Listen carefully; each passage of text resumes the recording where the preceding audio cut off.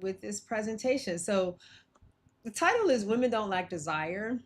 We've been trained to ignore it. And uh-oh, am I muted, Mark? How did I do that again? Hold on, let me fix my microphone. It doesn't say I'm muted. Let me test because my microphone's working.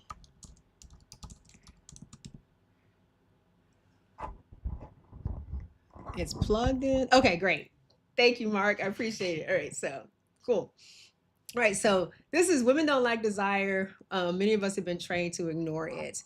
And we're going to talk about a lot of different things tonight. A little bit of background, a little bit about how we got here, um, all the things. So I just want to just say welcome. So thank you for being here. I had a cool little thing that Luria had done for me, but I'm going to skip it because it happened at the beginning. I just want to move it along, right? Because I have a lot of slides. All right. So hi, I'm Renee. I am a certified sex counselor, and I work with couples, lovers over 40 who want to reignite the spark in their bedrooms, better communicate their sexual needs, and once again experience wildly pleasurable sex with their partner. So I have a really fun position in doing that. I've been featured on several podcasts: Sex is Medicine with Davey Ward, Sex Advice for Seniors, The Auntie Hour, Swinger University, Sex Coach U. I've done some articles in AARP. So I've gotten around to talk to the audience that needs to hear this. And it's been a lot of fun doing this work. So I just want to start with this. Pleasure is power. This conversation is not about blaming anyone. This conversation is an awareness and a liberation conversation. So I hope at the end of this, you will feel like, wow, I learned some things. I didn't know this. And I feel far more equipped to have a conversation with my partner or with myself, because maybe I haven't even asked these questions of myself yet. So I'm going to tell you a little bit about my journey. I started out as a chemist. That's my educational background. I worked as a nuclear chemist, and unfortunately, I got exposed to too much radiation when I was working in the lab, and I had to leave. And so I got a job as a marketing expert, marketing consultant, what I don't know what it was called back then. But I started working in marketing for a pharmacy that made custom medications. And during that time when I was working there, this was at the turn of the century, as I like to say, in 2000. Early on, Suzanne Summers had written a book called The Sexy Years. And all the pharmacists that worked in this industry were fascinated by this because she had developed this customized cocktail that she used to keep herself young and sexy. And this cocktail was about $2,000 a month. And it wasn't what most people could afford to use. And but the men were the male pharmacists, is mostly male dominated profession. They were very fascinated with this, and they were all trying to get their wives, their girlfriends, their side pieces, whatever, to get on this cocktail that she had prescribed, because they thought if she did it, we would have more sex. And I was always fascinated by this because I was like, they really don't understand how women work at all, do they? The other thing they were always trying to do was make a women's Viagra. And it was kind of like, if we could just make the blue pill pink, women would take it. And I was like, yeah, that's not how women work at all either. So I really became fascinated with this. It was just interesting to me. And so I started kind of studying about sexuality and medication. That was where I really was interested in how things worked.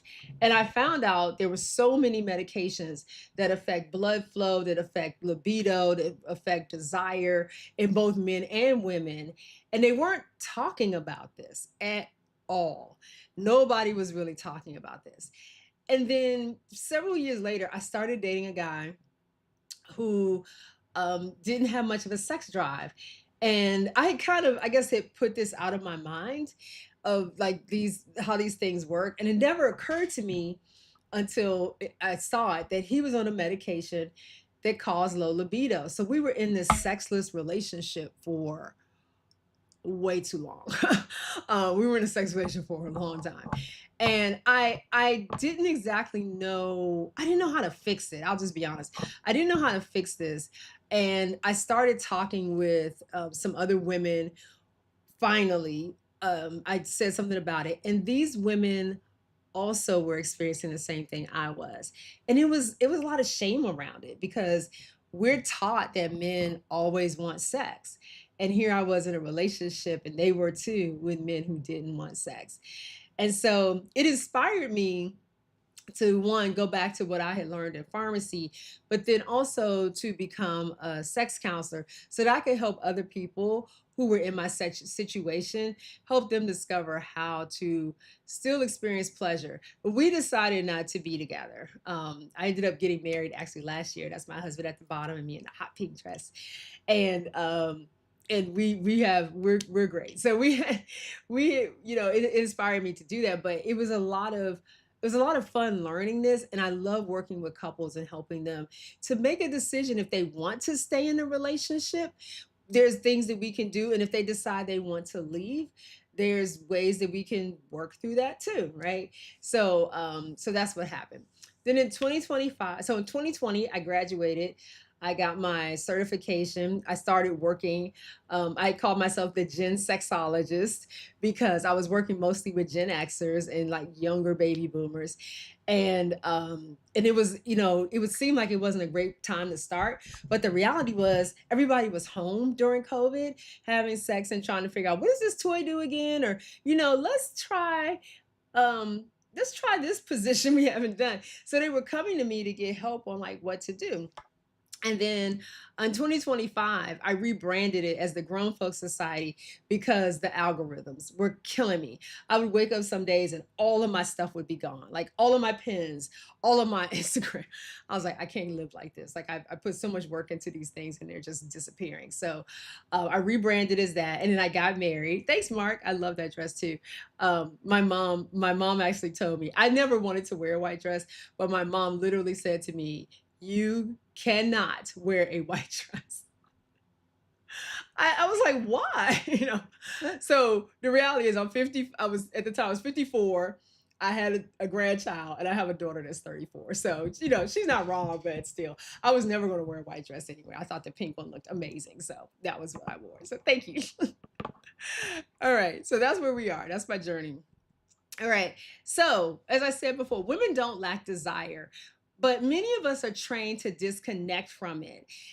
And that's because, I mean, for decades, women have been told their desire disappears. It's because of hormones, hence the cocktail that Suzanne Summers had, that biology plays a role.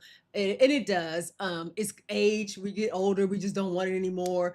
Maybe being in a long relationship, it's not satisfying like you thought it was, or it hasn't been for a while. And biology does play a role in desire. Like that is true.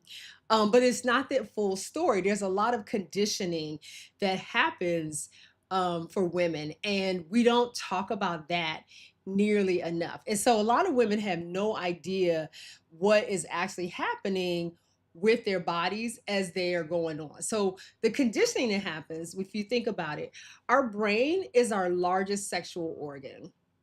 And so when your brain has been told um, that it's not it's not safe to do something, that if you have sex you'll get an STD or you'll get pregnant, or if you dress this way this person might rape you, right?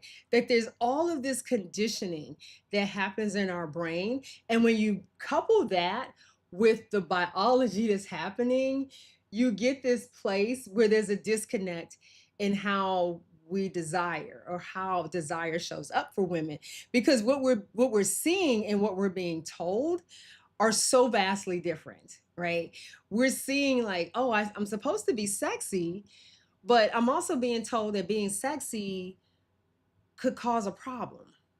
So how am I supposed to show up in this relationship with this person? How is this supposed to work for me if this is what's going on?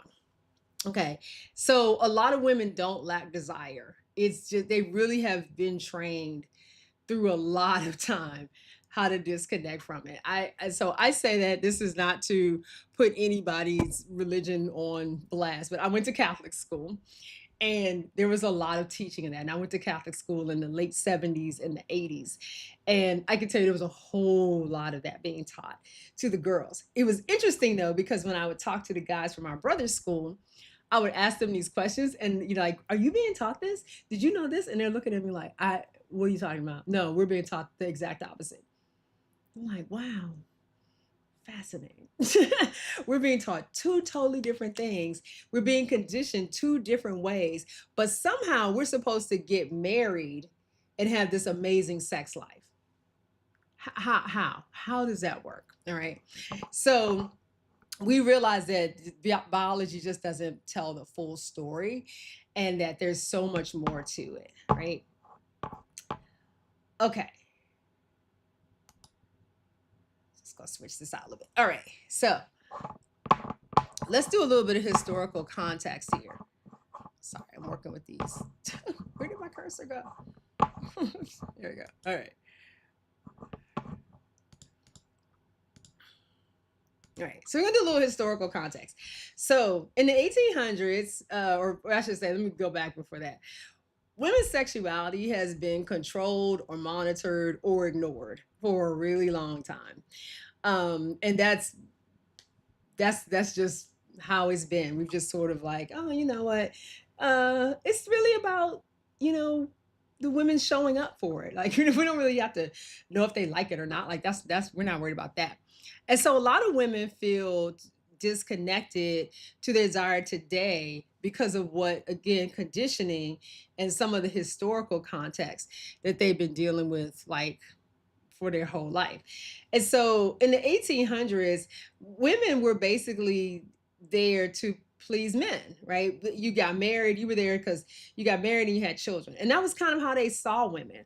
And if you were a woman who actually had any type of desire or want to have sex, you were seen as fast, well, today, you're seen as a charlotte, or I'm sorry, a harlot, or you were seen as someone who was promiscuous. And women didn't want to be seen that way because men didn't marry promiscuous women, right? And so there was always this kind of like weird space that they were in of like, I want to show that I am desirous, or that I have desire, or I have these feelings. But if I do that, then I'm putting myself in this category of being this woman who is seen as promiscuous. And I don't want to be seen as that because I want to get married. But if I get married, I can't show I want to have sex. You see how that's super confusing. And so what happened was they just started to be quiet, right? You just, okay, I'm gonna go in here, I'm gonna get married, I'm gonna have some babies, and I guess this is what it's like. And when he wants to have sex, I'll be available to have sex. But this isn't really what I want, right? This isn't what I'm looking for life, right? And so, but because that's the way it was, that's kind of what happened to a lot of women, and they got disconnected from their desire, and they, passed that on from girl to girl. I mean, you see it even still today, where, a woman might tell her daughter, you can't wear that around the brother or the uncles or whoever, because they might feel the way. It's never like telling the men, like, don't look at that, she's 10, that's never a thing. It's always like the girl has to protect the has to protect him, has to protect the men around her. And it's just a really strange place to be. And it's a huge responsibility to put on little girls, women of any age, but it's really a lot. But that's a little bit of the history about how we got to a place where we've been conditioned to not want desire, because that's just what it was at that time. All right. And so because of that, we have this whole thing of be a good girl, right? So a lot of us grew up in the good girl script. No one really necessarily sat us down and said, formally explained it, but messages were everywhere. It was in schools. It was definitely in religion when I went to Catholic school.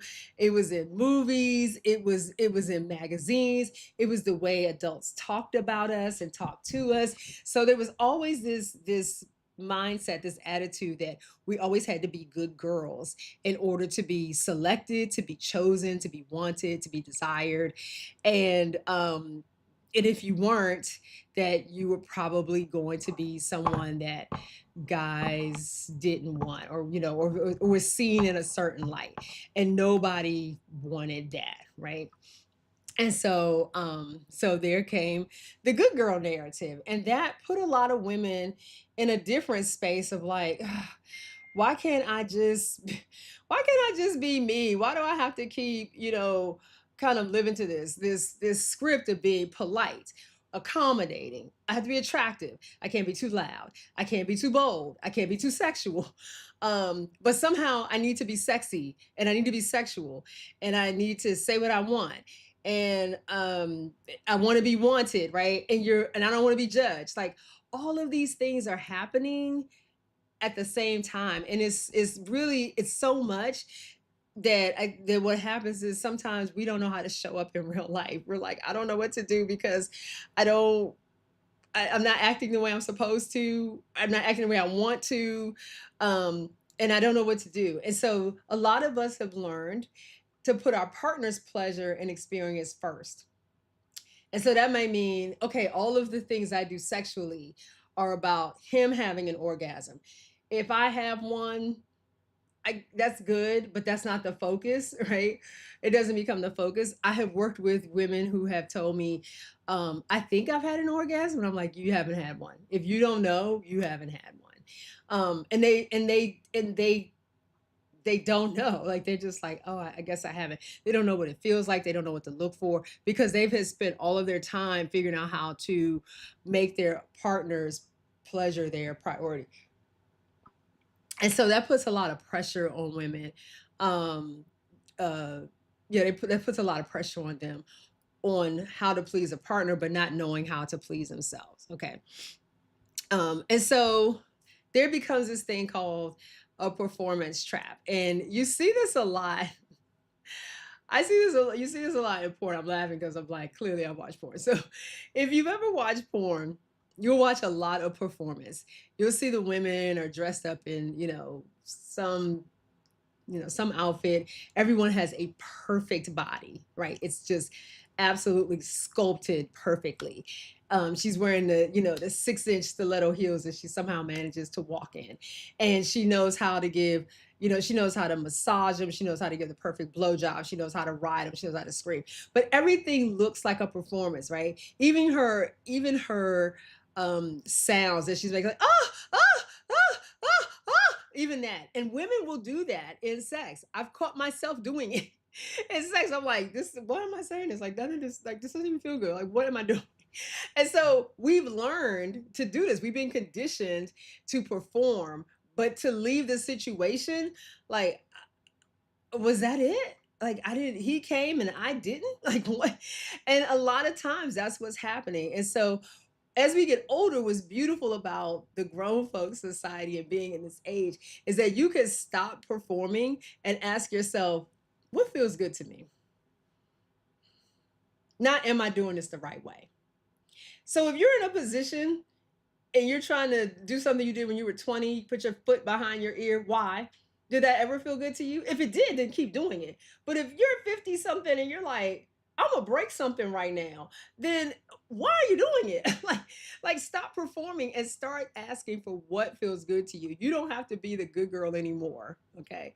I want to give you permission for that, because this is a big mental shift for a lot of people.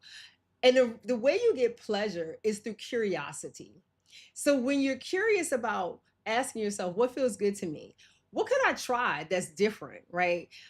This is why midlife is great, because you're at a point where you're like, I'm not going to perform anymore, but what feels good to me? And I like to share some of the toys that I have behind me.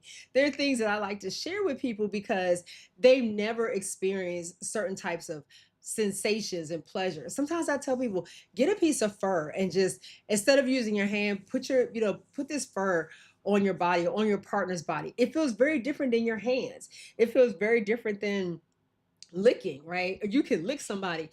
Try different flavors of lube, try different creams and potions, try a vibrator and see how that feels.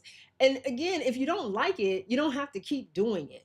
I tell people that all the time. People are like, well, I don't know. What if I do it? I don't like it. Don't do it again. It's real simple. Like, you don't have to keep doing stuff you don't like, but you'll never know if you don't like it or like it unless you try it. A lot of men later in life find it like they're sensitive in certain areas. They have all these erogenous zones they've never explored because we and they have all been focused on their penis. But what if you find out that you have all of these amazing sensations in your toes or in your palm of your hand or your elbow? What if your partner sucks on your elbow and you're like, oh my God, who knew? Who knew? Like, what if she tweaked your nipples? What if she just ran her thumb across them? What if she sucked on them? What if you find that out? How amazing is that? And the same for being a good girl. What if you find out that you actually do enjoy giving pleasure to your partner and not in a performative way? You like that you could do this for them, but not because you're performing. What if you find that out?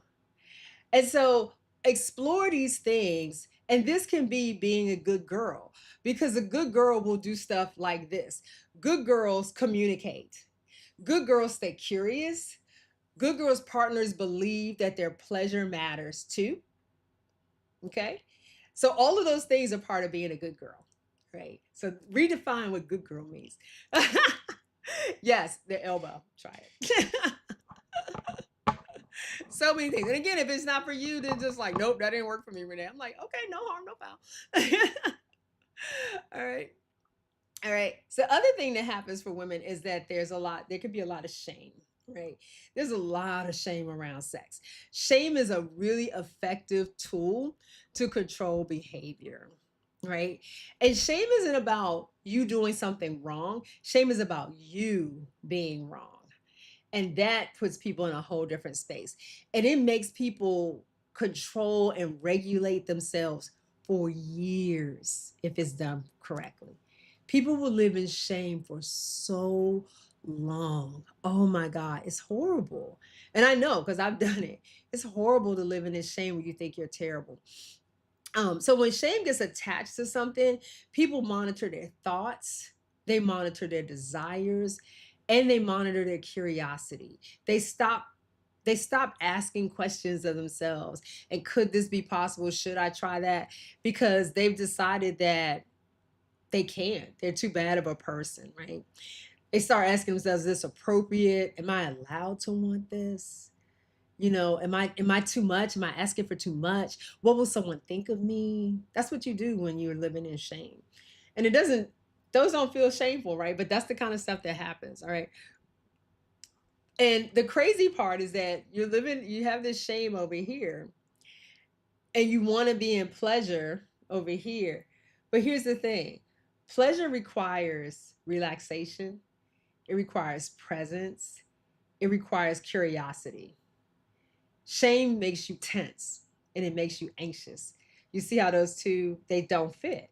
So you can't be it's hard to have pleasure when you're living in shame because shame is like you're bad, you're terrible, you're anxious, you're confused, you can't have this. And pleasure's like I just want you to chill out, girl. Just be present in the moment. Be curious. What if he takes his hand? What if he takes his hands and run them up your back? You know, but you'll never know that because you're like, oh, I'm not good enough for that, right? Um, and oftentimes, shame and sexuality doesn't come from like one thing. It can, but usually it's little small signals, little small things that happen along the way. So sometimes it's stuff like this. You might have developed shame around sexuality as a child. So you've seen kids, they play around, right? And they are they're playing around and kids are just curious, right? Kids aren't like these like I'm trying to do something sexual and bad to somebody. They're just curious. They're like, I have this thing and you don't. Why don't you have it, right? And a parent or an adult will see that and make them feel bad about it. They won't go in and say, well, you know what, Sam, you have what's called a penis. And that's different than Sally. Because Sally has a vulva. And teach them the right words. I'm like, you have a pee and she has a hoo ha. Teach them the right words young, age appropriate, but teach them the right words so that they don't grow up, not knowing things, right? Instead of, I can't believe you're doing that. Stop that. And that's where a lot of shame happens because now the kid is like, oh, I shouldn't have touched, I shouldn't have touched this part of my body.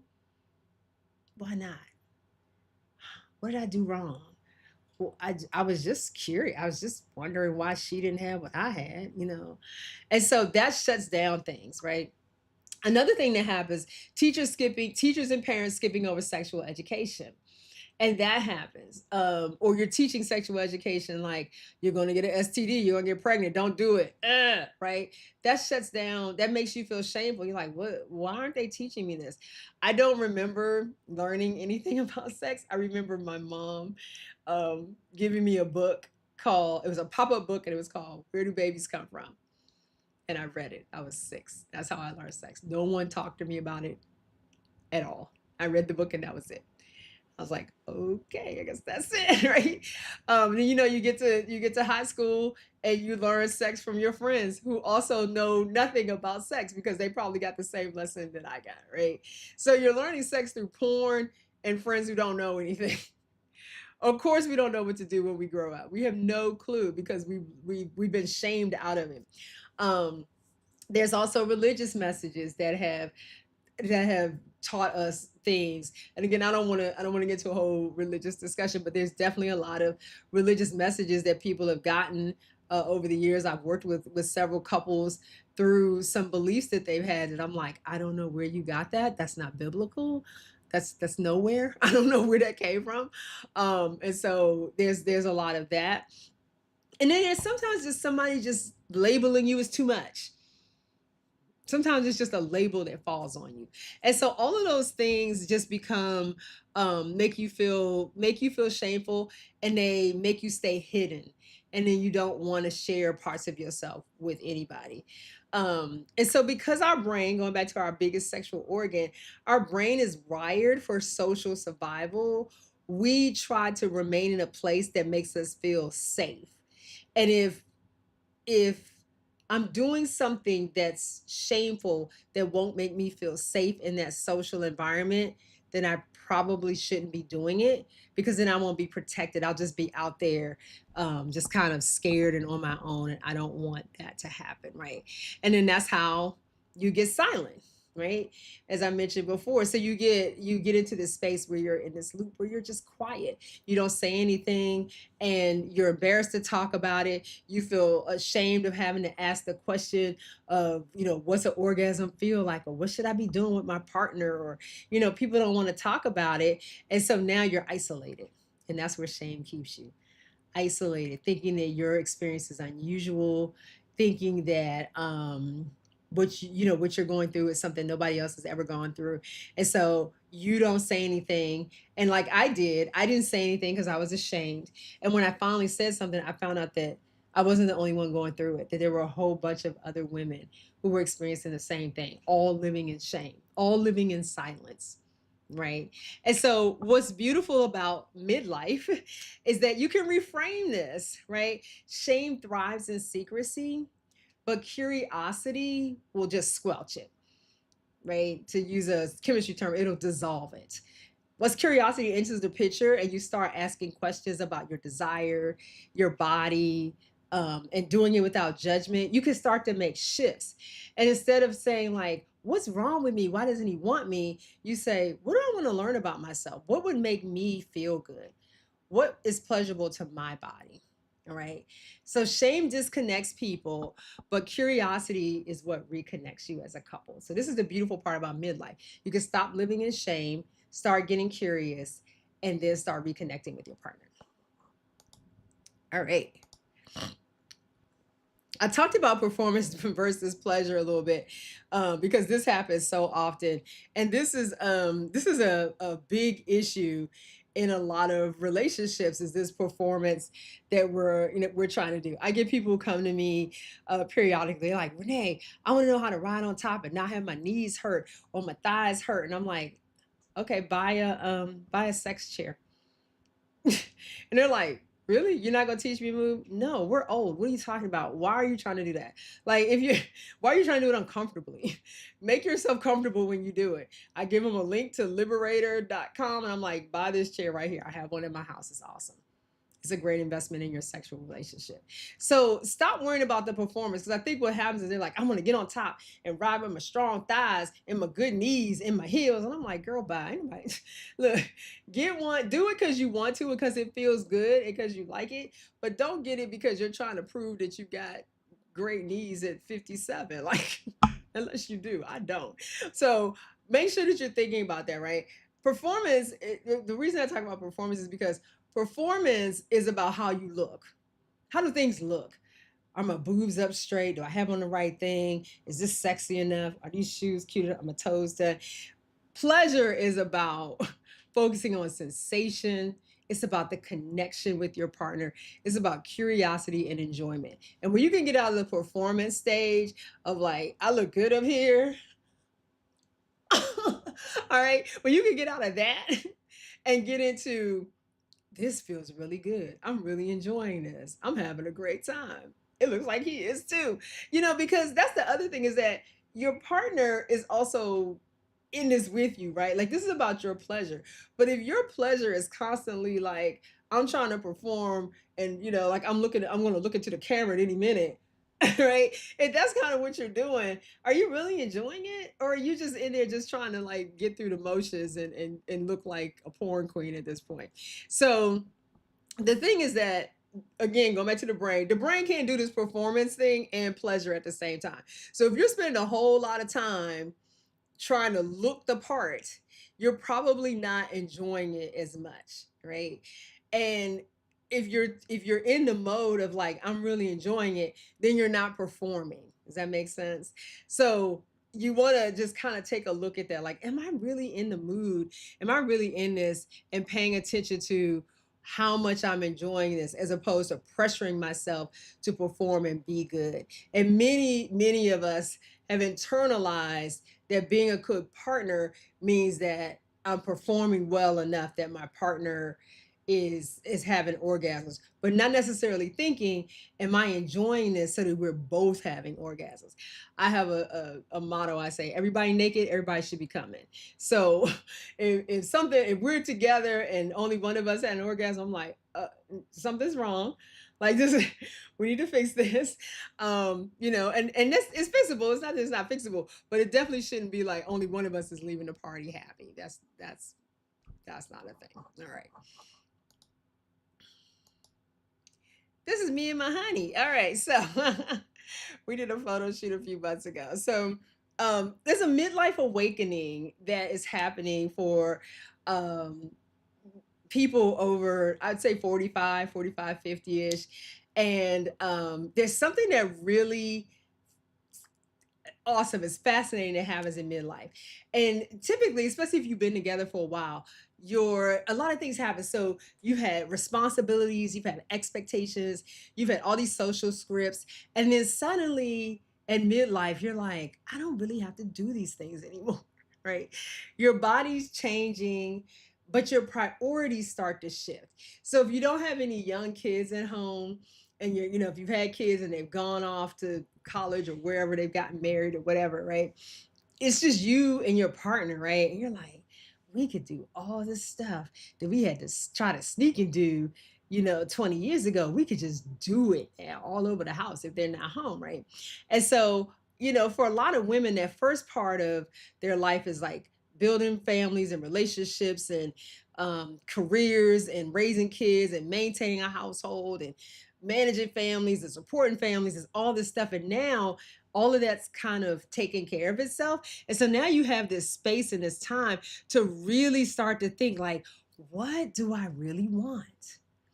Me and my friends, like I said, I'm 55, and me and my friends will sometimes talk like, I don't know what I want to be when I grow up. Like, we raised our kids. I have two grandkids, and I'm like, I still don't know what I want to do. And my other friend was telling me that just today. She's like, I don't know what I want to do when I grow up. So asking yourself that question, what do I actually want? What feels good to me? And what parts of me have I ignored? this is something that we don't often, knees get weaker, mind get stronger. Yes, yes. Um, and so, yeah, it starts to feel like, the curiosity of that can feel really powerful when you start to say, like, what have I ignored in myself? Because maybe you and your partner, or if you haven't had a partner, but you've had relationships throughout, you're like, I've been having sex the same way since I was 25. Is it working for me? Am I just doing it because it's easy? Am I doing it because that's what I know? But what's not working for me anymore? And that's something that couples have to continue to talk about. I talk about this sometimes in some of the Facebook groups I'm in, or marriage groups, because it's I hear these questions come up, and it's hard to say, but sometimes you have to say it, like, maybe she's bored. Like, maybe she wants to try something else. And that's very real. So, I remember a couple years ago, actually, I had gone to a show. I was speaking at a show called Exotica, and afterwards I walked past this guy's booth, and he was selling floggers. And actually, I'm gonna show you the flogger that he was selling. So he had this flogger.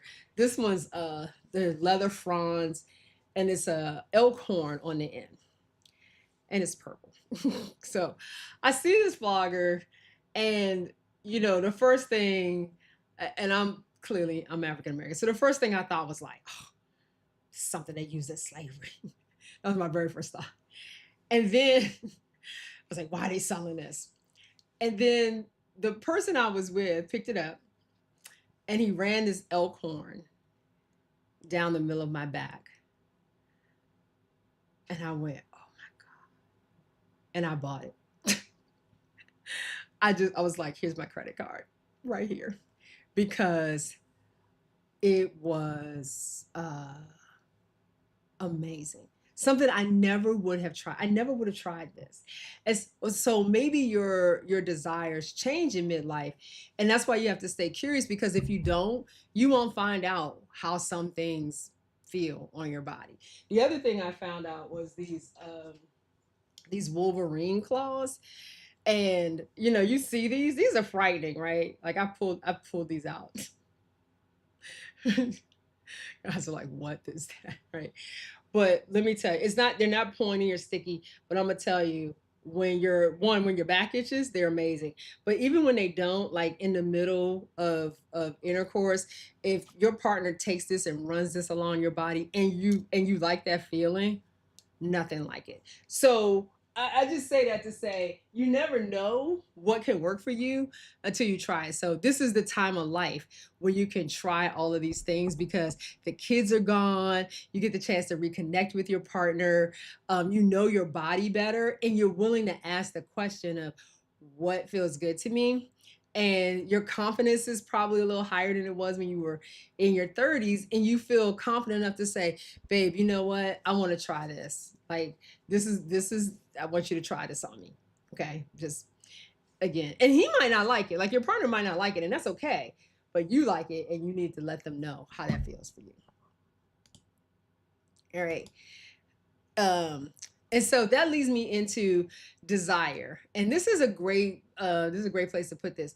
So what happens when you're younger is you often have what's called spontaneous desire.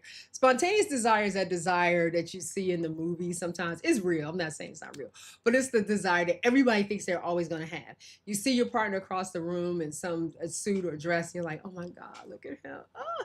And you just want to have sex with him. And you fall into bed and y'all have this amazing sex, right? Responsive desire, though, is that desire that happens after you have to get you're kind of in the middle of it, and then you feel like, oh, okay, I want to be with them. And this could start from a kiss, maybe a hug, and all of a sudden you're like, I didn't feel like it 30 seconds ago, but now I do.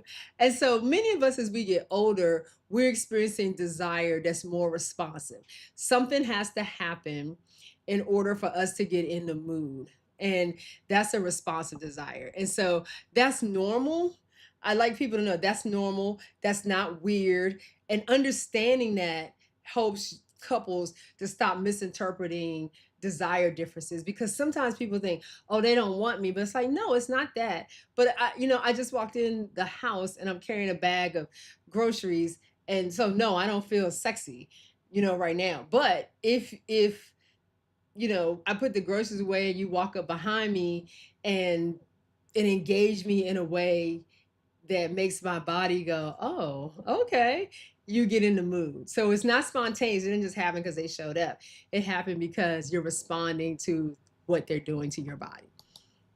And as you get older, that's kind of what happens. Oops. All right. Then we talk about, because of that, there's something called the pleasure gap, right? And this is a lot about sex education being primarily focused on reproduction, and a lot of it being focused on male pleasure. And so women typically, we're not studied as much as men are. Our pleasure isn't studied as much. We don't talk about it as much. And so there's a gap. That's where the gap is. There's a gap in how pleasure gets talked about, how it shows up for us. And if we don't talk about it, nobody will. So most of us grow up knowing very little about our anatomy. You notice I've said the word vulva instead of vagina a couple of times, because as women, we're taught. Let me pull out my model. Actually,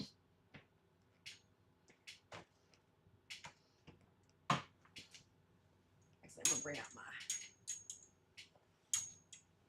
So as women, we're taught that this whole thing is a vagina, and it's not. It's not. The vagina is only the canal that's in here. This is the vaginal canal. This is where babies come out. That's it. That's the vagina. But many of us are taught all this is a vagina. The other thing that goes into the pleasure gap for us is that many times, and I know men have lots of nicknames for their penis, but at the end of the day, it's a penis, right? You've given it the right name. For women, we might have been told it's a whole bunch of things. Hoo-ha and cookie and the monkey. And I mean, I've heard so many names. Sometimes when I do a women's class, I'll just ask people like, what were you taught this was called? And the names that come up are hilarious. And sometimes nothing, or just down there. Don't let anybody touch you down there, and whisper it. How in the world are you supposed to learn about pleasure when you call it down there, whispered? That's insane. And so this is the vagina.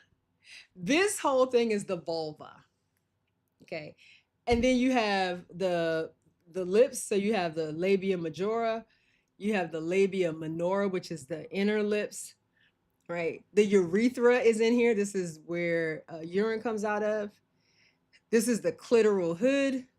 And then under this is the head of the clitoris, right? Many of us are never taught any of that. We're never taught these parts, ever. We don't know. And then down here, of course, is the anus, right? So we're never taught that. And then what we're also not taught is about the clitoris itself, right? Because I showed you the head of it, but let me show you what the clitoris actually looks like. So this is a full-size clitoris. So this is, this isn't an actual size for clitoris, but this is what a clitoris looks like. So the clitoris has a head here. It has these crua here, right? And these sit underneath this. So if you stimulate the clitoris, you can stimulate the clitoris through the lips, through the inner or outer lips, because it sits back here, right? It sits under here. And then you have the bulbs, the bulbs. And again, you can stimulate it through that. So there's so much of the clitoris that can be stimulated, but most people only think of this part, right? Just this little part here. Also, the G spot sits behind this. So if they always say you put your finger in and then do the come hither, it's hitting this part. So there's the G spot here. There's all this stimulation, 10,000 nerve endings in this, and we all focused on this one little button. So if you don't know your anatomy because there's a pleasure gap, you have no idea how to even pleasure yourself, let alone know how to tell your partner how to pleasure you. Does that make sense? So that's how the pleasure gap starts. So I try to shorten that gap, by telling you at least what the pleasure centers are. I want to teach you anatomy, but I want to teach you the pleasure anatomy and how things work. Right. We talked about when we have that pleasure gap, we have all this confusion, we have silence, we have shame, we have avoidance, right? You have all these things at the same time. You create this cycle of silence that's going on in women's lives, in their sexual life. And this is how sexual struggles develop. This is how they happen, because you're ashamed to ask the question. First, you're confused. You're ashamed to ask the question. You get quiet. You avoid the topic, and so it keeps going like that, right? You just keep this circle going and going and going. And because people don't feel comfortable enough to open up and talk about what they want, and so that shame, that confusion leads to shame, and that shame leads to you avoiding things and you being silent, and so you don't even bring up the conversation anymore, right? And the cycle just keeps repeating itself. So the only way to break through that is to start talking. The conversation doesn't have to be perfect. The conversation just needs to happen, right? It doesn't. You're going to mess up, make mistakes, say the wrong thing. That's all totally okay. But what you want to do is make sure your conversation is honest, and begin with just small conversations of like maybe what you feel scared about or what you'd like to try. I know there's some people who are like, oh, I don't want to use toys, or I shouldn't have to use toys. Why? Where is that written? Why? Like, and nobody can tell me. They're like, well, like that's a belief that you just created. That's not something that's real. You can use toys and you cannot use them. Both are true. But if you want some help or you want a different sensation, why not try it out? If you don't like it, don't do it again. There you go. Simple, easy peasy. All right, this is me and my hubby again. And so once you've kind of had these conversations, you've broken this this um this circle of silence, you can now start to reclaim your erotic identity. You can start figuring out what works for you because you've been curious, right? And your desire, you started to communicate your desire to people, and you're curious. So you're creating connection. You feel safe, right? I feel safe with my husband to like, let's try this, but you should feel safe with your partner to say that. You could try novelty, right? My husband and I went to a workshop. It's been a couple years now that we went to his workshop, and it was on sensation play. And this is what I like to teach too, because there's so many different things that you could try. And one of the things we tried was electro. It was some kind of electro thing that gave you the shock. I did not like it. I was like, what is this? Like, this doesn't make me feel sexy at all. He really liked it. He was like, do it again. Do it again. I was like, okay. I don't yuck anyone's yum. Was I looking at him like, this is odd, because I feel like I'm being stung all the time. It just felt like stinging. But he really liked it. And so knowing that, you start to reclaim your identity, to bring in some novelty. I don't want it done to me, but if that's what he likes, I'm happy to provide that for him, right? And one of the things about reclaiming your erotic identity is that it helps you, again, with the curiosity. You start to think about what kinds of things you might like to do, right? And explore those things. So like I see, I have it here in this picture. I have a blindfold on, right? And so you start to explain that, because when you take away one of your five senses, things are very different. You don't know what's going on, right? You can't see it. You don't know what's going to happen. And so that can be very exciting, to be in this position where it's like, oh, I don't know what he's doing. I don't know what he's going to do next. I don't know what sensation is going to come up, right? For some people, that's horrible. For some people, like, nope, nope, nope, gotta know, gotta see, can't do it, right? There are people like, I have handcuffs. There's some people like, yeah, tie me up, baby, do it. So, take advantage of me. Other people like, no, I'm having PTSD from that. Nope, can't do it. So you have to know what your partner likes, what you like, and also what your partner likes. But it does help you to reclaim a lot of who you are by just trying new things, communicating what that is, and then deciding, that doesn't quite work for me. Or I do it maybe if you liked it, right? If it turns you on, okay, but it's not my thing. I don't want it done to me. So that's part of reclaiming your erotic identity. Right. And this part, I just want to say for anyone who's like, oh, Renee, I don't know how to start. I don't know what to do. I'm a little scared. I want you, this is your permission statement. This is your permission slip to, you're allowed to want what you want. You're allowed to want pleasure. You are allowed to want connection. You are allowed to want excitement. You are allowed to want novelty in your sexual relationship, and wanting all of that doesn't make you selfish. You want to try things. You want to be connected to your partner. You want to do something different. You want to feel good when it happens, right? This just means you're a healthy human being, all right? So don't feel like, oh, I want too much. Try it out. This is your permission slip to try out something different, right? If you've seen a toy in a store and you're like, I don't know what that was, I'm gonna show you another one I just got. I love showing toys. It's like when I need a whole show just like sex toys. So I got this toy. I keep all the charges with them now. So let me take that off. So I saw this toy online. A friend of mine owns a sex toy store. And I saw this toy online. I was like, what? And she demoed it actually in a video. I was like, what in the world? And so what it does, let's see if I can get it going. Oh, okay. So you see that? So you put this on your vaginal lips and on your clitoris, and it actually like does this sex movement thing.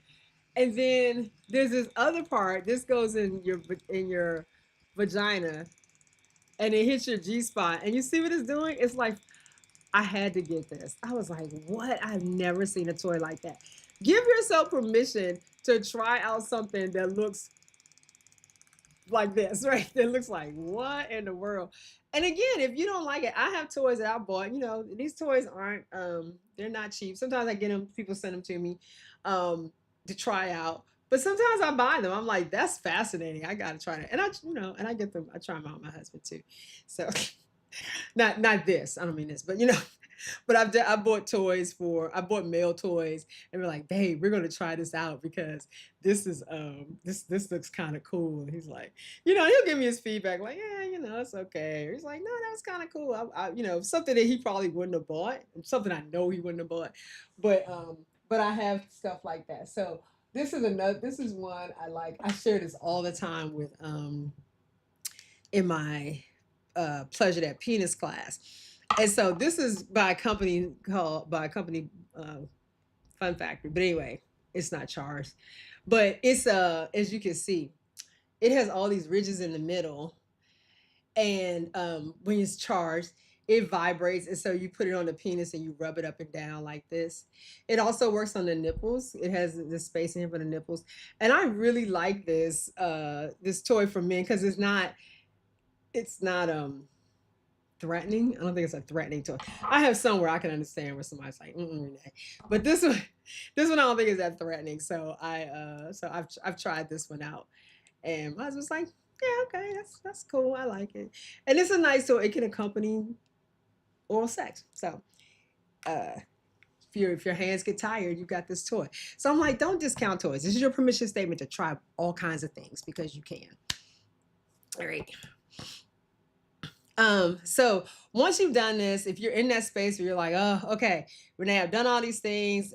I know, what do I need to do? I want to get back. What does reconnection look like with my partner, right?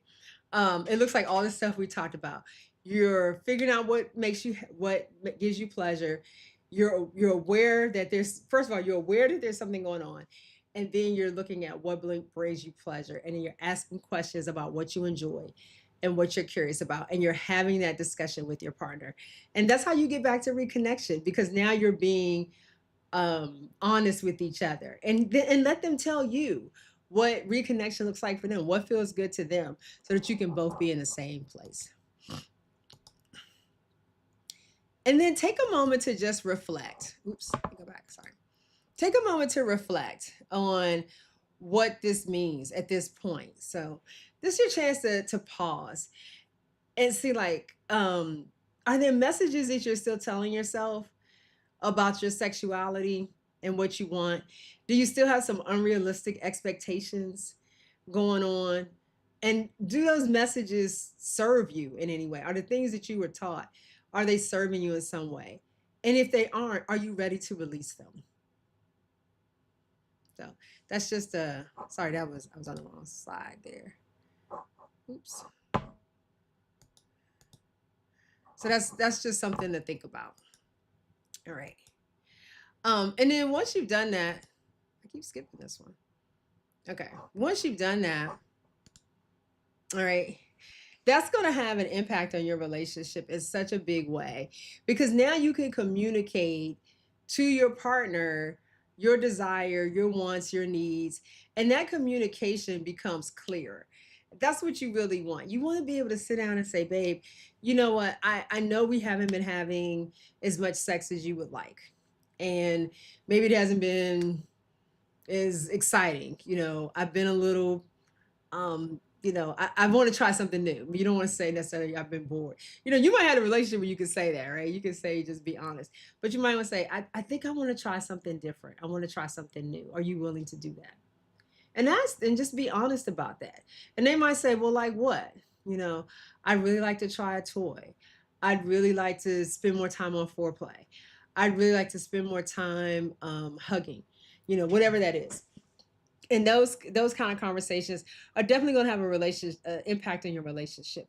Hopefully a positive one, because you're being honest with each other and you're telling each other what you need, and you're letting your partner know those things, and then they're letting you know, and now you can work on it. And now once you get there, it's like, okay, we have a shared conversation. We're not assuming anymore that the things we did when we first met still work today, or that thing I was doing when I was 18 to every girl is still working at 58, right? We're in a different place, and now I can really make some different decisions, and I can learn a new skill, right? And that's what this is about. Okay. And so one of the things through all of this that you'll realize is that as you're making these changes and doing this dynamic, you'll find out that you can't do this alone. Like, this isn't, it's very hard to heal and do these big changes in isolation.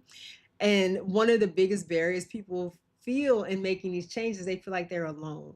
Like, it's really hard to make a change in your sexless relationship when you feel like you're the only one going through it. You need some help. It might be a sex therapist, it could be a sex educator, a counselor like myself. It might be a partner, a friend, someone else who understands it. And sometimes it's community, right? When people believe they're the only one struggling with a sexual issue, again, what happens? Shame grows. And then people get silent, and then they avoid the conversation. And so having those conversations in community helps to normalize the experience for people, because they realize, oh my God, I'm not alone. This is fixable. Community provides a safe space for people to be able to do that. And so the takeaways I want to leave you with are: conditioning is powerful, shame can be unlearned, pleasure is your birthright. You deserve to have pleasure, right? And your desire isn't broken, right? You're not like, there's nothing wrong with you. It's just, and so I talked about community just a few seconds ago. And so I'm offering that now. I have a community called the Grown Folks Society on the school platform. It's real talk about sex after 40. There's tools there for deeper connection and better pleasure. It's a private space for curious and grown lovers.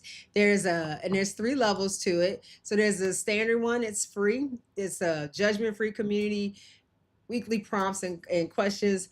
Then there's a premium level, includes everything in the free one, but I do live monthly workshops, monthly Q&A sessions, and discounts on on-demand workshops. And then there's a VIP, which has monthly hot seats. So I do coaching with couples. There's access to any events. There's a Ask Me Anything section for that group, and then the on demand workshop, and the kind of one on one transformation and attention that kind of one on one attention that transforms couples. So you are welcome to just join the group at the standard rate. Check it out. See what's in there. Ask questions. Get involved. I'd love to have you if you're interested in this. Speaks to you. So with that, oh my gosh, I did this in an hour. When I was doing this, I was like, this is going to take 2 hours. So I'm so glad. Thank you so much for joining me tonight for this on my second live ever. I really appreciate it. I hope you enjoyed it. I hope you learned a lot from this. And if you have questions, please join me in the Grown Folks Society, and I'm happy to meet you over there and answer any questions that you have. In the meantime, I'm Renee Yvonne. I am the Chief Pleasure Officer at the Grown Folks Society. And thank you so much for joining me tonight. Have a great weekend. Bye.